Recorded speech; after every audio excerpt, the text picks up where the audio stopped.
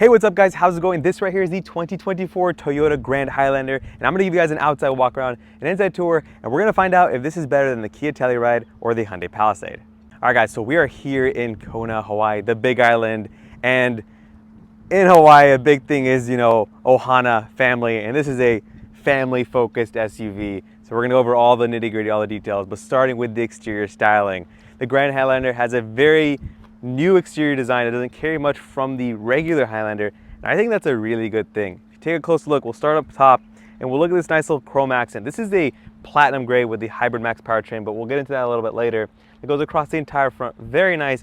You take a look at these LED headlights, they look great, having some nice projector beams, some daytime running light elements up top, and it looks good. But taking a step back, you got your Toyota logo, flat plastic down here, you have your 360 part of one of your cameras down there, which looks great.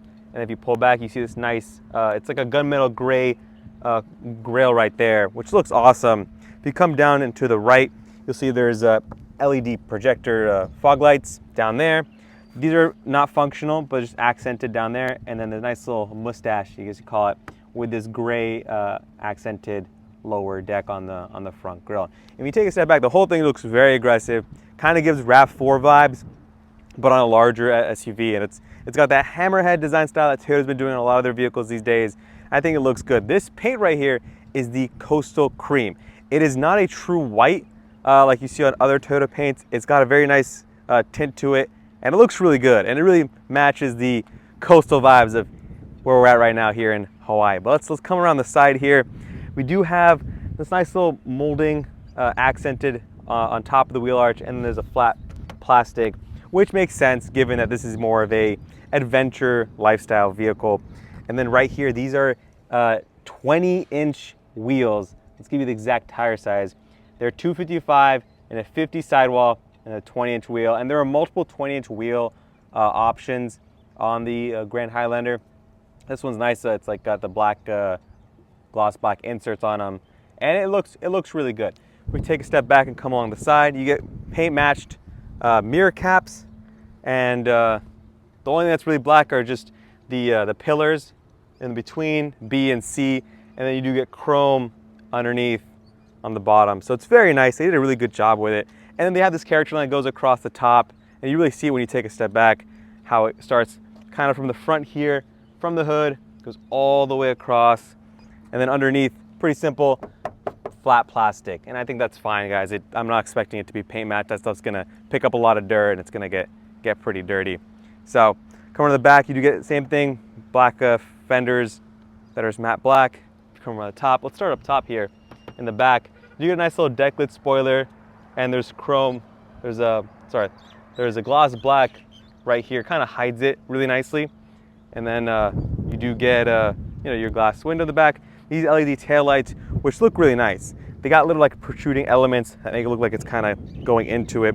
This is a Grand Highlander emblem that is color matched. I'm not sure if these are pre-production vehicles, so I'm not sure if that's actually going to make it to production. But yeah, as far as the glass, they do have the windshield wiper down here. I wish they had tucked it in. It would have been like an under sweep as opposed to just looking up. You can see it over here.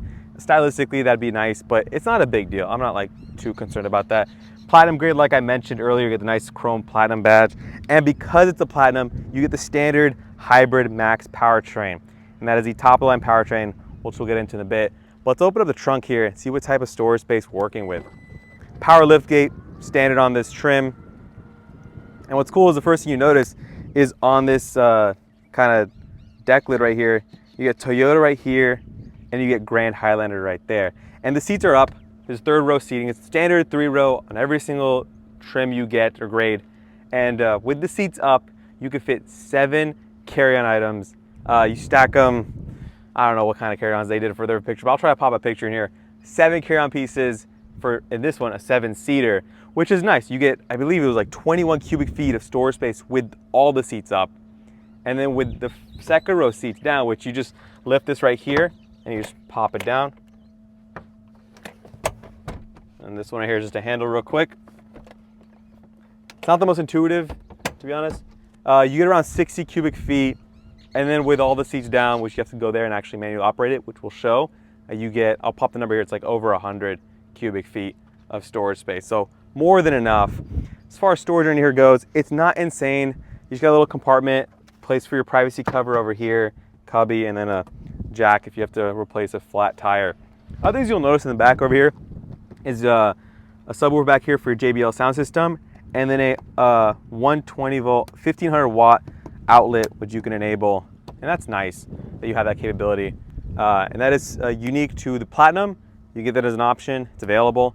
And thanks to that Hybrid Max system, you get that electric capability. So that's cool. I'm gonna close this up here, and let's hop into the second row. All right guys, so now we're in the second row seats, and the second row seat has a ton of features, especially if you get it fully loaded like we're seeing it here. And first off are these ultra suede seats. You get the ultra suede material on the inside with perforation, leather on the side, nice, decently thick armrests here. But the reason there's perforation on these seats, and you can see it better on that seat, I'll kind of speak to it, is the fact that they are heated and ventilated seats. And that is because you're getting the Platinum grade. It is optional if you go into the lower grades, and that it just depends on how you configure it. But standard on the Platinum is the heated ventilated seats. And yes, these seats, they do have controls. If you look at the base of the seat, you'll see there's 3 levers. Your first one will slide the seat, you see right here.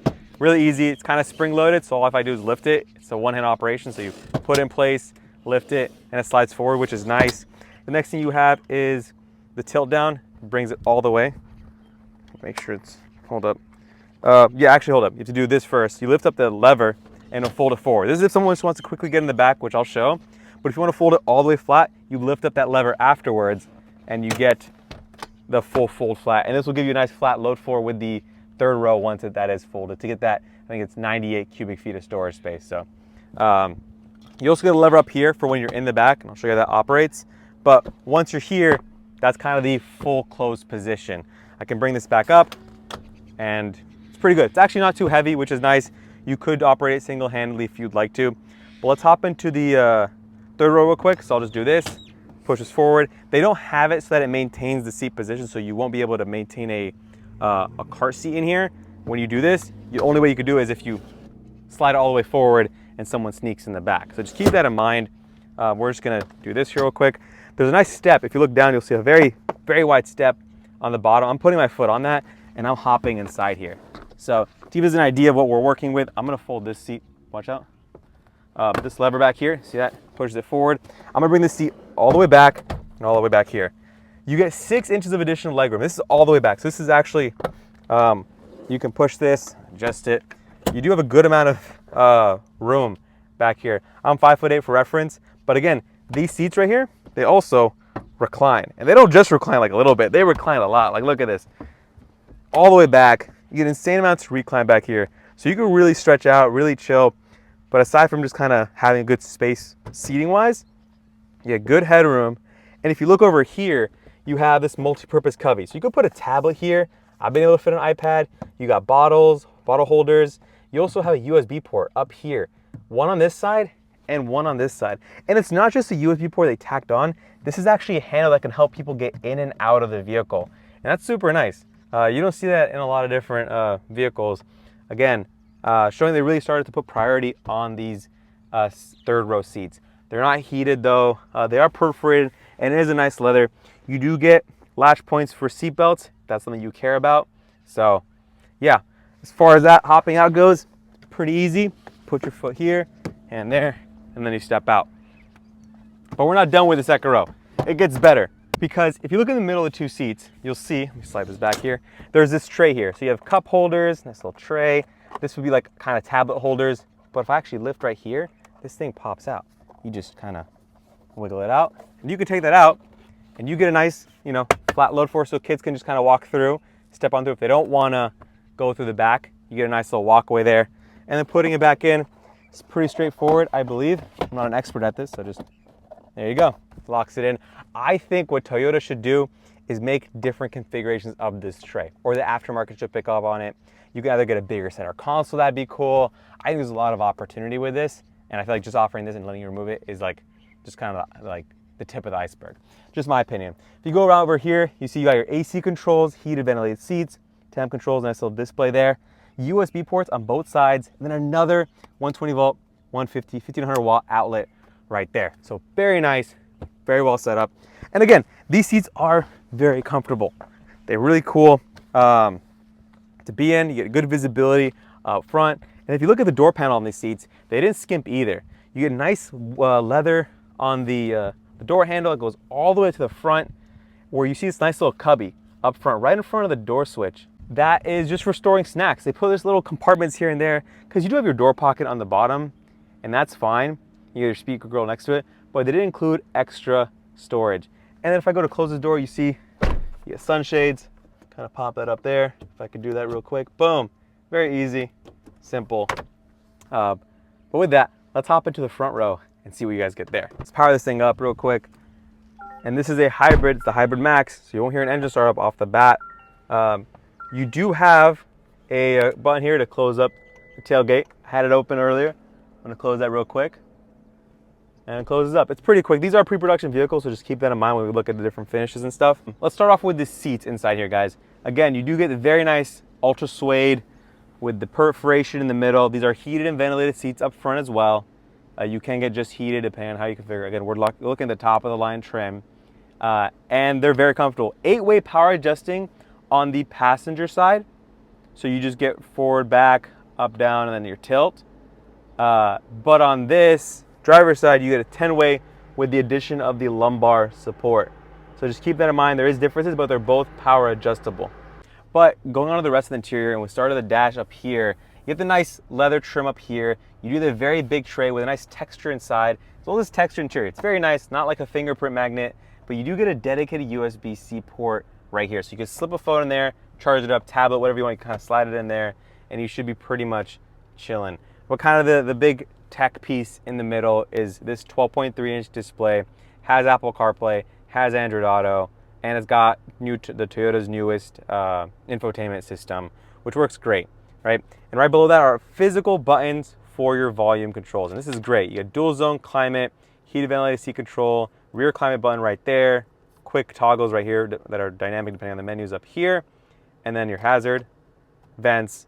You do have a 360 surround view camera, so if I press that up, it'll override this and give me a nice little 360 pan around the car. Toyota's been doing that, but that was a part of the camera system you've been seeing on the exterior that I pointed out. Right next to that is one USB port just for charging, and then this one right here is for data. So you can tell they kind of use a similar housing as the power start, engine start button.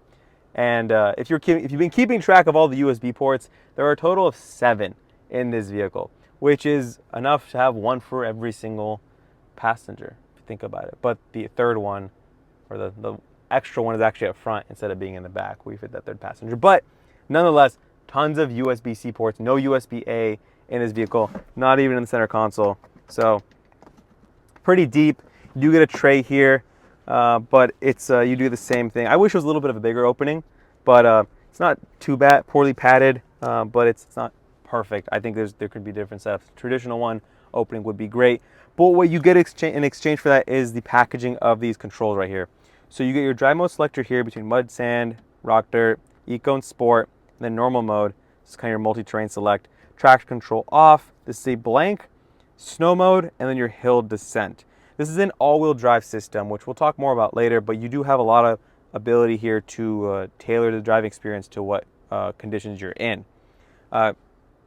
Moving down here, you have your brake hold, your park, your new kind of what they put on the crown shifter, which is very reminiscent of what's on the Prius. It was been on the Prius for a long time. Cup holders, which are great, but what I like even better is this big cubby right here. So this can fit snacks, but can also fit a huge Nalgene bottle. And a lot of cars, you know, cater to outdoors, adventures, road trips and stuff, but none of them accommodate the big bottles that people like to carry these days. I'm one of them, and the fact that I can't put it in the normal car sucks. But you don't need an adapter off of Amazon. You have it here, and that just shows a ton of attention to people and what they're actually bringing with them in the cars. You get a wireless charger, which I am using for this phone. Slide that in there. More tray space, and we have a little notepad over here, and that's great. But coming up to the steering wheel, it is leather wrapped. It is heated. You got all your buttons right here, and it's a nice steering wheel. Nothing to complain there. You get nice bronze trim accents, and we've been seeing that kind of throughout. We saw it around the vents as well. So it's a nice accent. It kind of suits this premium vibe. They've been doing it on the crown as well. Paddle shifters, your stocks are pretty straightforward. And if you go to the gauge cluster display, you'll see it's also a 12.3-inch gauge cluster. and it is dynamic depending on the drive modes. I'm going to switch through, and you'll see you go into rock dirt, and that looks really cool. The animations are nice. We can go into mud and sand.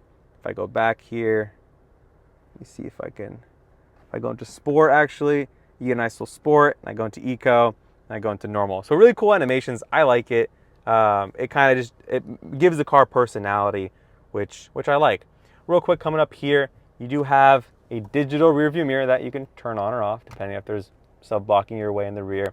You do have a sunglass holder. I wish they took this opportunity to add a rear mirror here to check on the kids. They do it on the Toyota Sienna. They should have done it up here. You do also your panoramic sunroof, which we can open up just by this button right here. Opens up, very expansive. It's tinted, but it is also sound insulating. And speaking of sound insulation, this entire car has active noise canceling. So that'll help drown out constant hums, sounds from road noise, whatever. It'll reduce the noise that gets into the cabin and keep it quieter as far as NVH. And I think that's awesome. More vehicles have been adopting that. And I'm really glad to see that here. I'm gonna close this up because the sun, that's this button. That button's for the tilt and slide of the actual glass. And so one press slides it all closed for you. That's really nice. But I like that it's available on this vehicle. Going back to the steering wheel real quick, you do have this camera system. And for the first time, you can opt into what Toyota's letting you do, which is it'll recognize your face using the cameras, and it'll give you different driver profiles. So basically, it'll recognize who you are, you attach that to a profile, and all your presets, your drive settings, your memory seats, and stuff like that will all be stored and pulled up once you start to drive, which is nice, but considering this is a family vehicle and multiple people will be driving this car. So that way you don't have to be worried about certain keys being programmed with certain driver profiles. You have the option to use that feature, which I think is nice. But this camera is also used for detecting either you're paying attention to the road, it'll alert you, and that's great. And since we're on this side, I do want to show the door panel real quick. So like I said, you do this nice texture up here that continues onto the door panel. Nice silver door handle. You get 2 memory seats on the driver's side, and then all your switch gear over here. Door pocket down there, speaker grill as part of your JBL sound system. But then on over here, you get your auto high beam, heated seats. You turn on that AC outlet, 120 volt that we talked about earlier by pressing this button, so you can have it on or off. This right here is just a little cubby, fit some more snacks. Your power lift gate, which I showed earlier, and then your hood release as well as your fuel door release. And this steering wheel is manually tilting and telescoping, but you do get a wide range of motion, which is nice. It would have been nice to see this as a power tilt and telescoping steering wheel. That would have been nice, but we don't get that. But now we have the hood opened up, let's talk about the powertrain. Like I said, this is the Hybrid Max. So you get a 2.4 liter turbocharged engine combined with an electric motor and a battery pack system. And what that's doing is the turbocharged engine, or the ICE engine, is powering just the front wheels, and the electric motors are powering the rear wheels. So it's an E all-wheel drive system, it's an E rear wheel axle, but you get a holistic all-wheel drive experience and functionality from this SUV. But as far as performance goes, this is making 362 horsepower and 400 pound-feet of torque, which is more than enough from this. But this is not the only engine option you get. You do get 2 others. You get the traditional 2.4 liter turbocharged engine, which is that in between as far as performance but efficiency. And then you get the hybrid, which is a naturally aspirated 2.5 liter engine with an electric motor.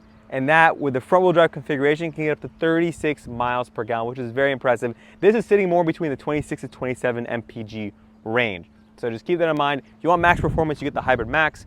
If you want max efficiency, you get the hybrid. If you want an in-between, you get just the regular 2.4 liter turbocharged engine minus the electric motor. So this one's going through a 6-speed direct shift automatic transmission. Very simple, straightforward transmission. Won't have any issues. It'll work. Gets the job done. And with that, let's take this thing on a drive. All right, guys, so now that we're in the car, we have it on, we're driving. It starts off, obviously, using the electric motor as much as possible until you really demand of it. And then it'll start up, but when the engine's on, you really do not feel that much. It does a good job of kind of hiding itself, and that transition between electric and ICE power is very smooth. And I'm right now in normal mode. When you do get on it, you hear it, which is nice. This doesn't have like a traditional tachometer in the normal mode.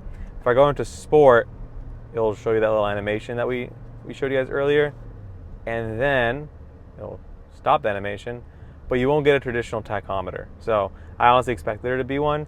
Just I feel like that'd be more sport oriented. But when you are on throttle in this mode, it will be a little more responsive.